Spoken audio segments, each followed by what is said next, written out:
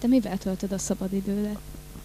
Hát igazából sok mindennel, nincs egy konkrét dolog, de járok edzésre, barátokkal, hát nem tudom, több dologgal, nyilván olyanokkal, amikkel ilyen átlag fiatalok szokták.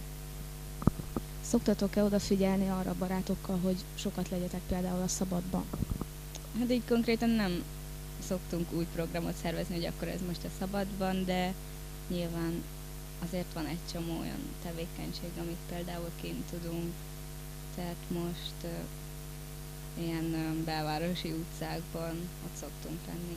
Meg hogyha jó idő van, akkor hogyha ilyen gyors éttermekbe vagyunk esetleg, akkor is a teraszon ülünk inkább.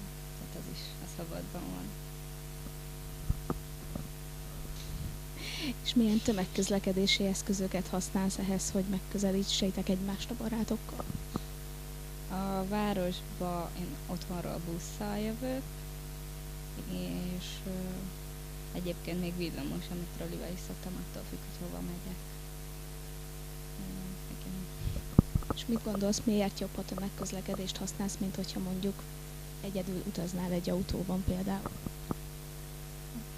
Nyilván sokkal gazdaságosabb, kevésbé környezetszennyező, mert azt sokan használják egyszerre, és az úgy meg hát elég luxus, hogyha valaki egyedül utazik egy autóban, mert akkor az ilyen öncélú, és ahhoz képest viszont szennyezi a levegőt nagyon.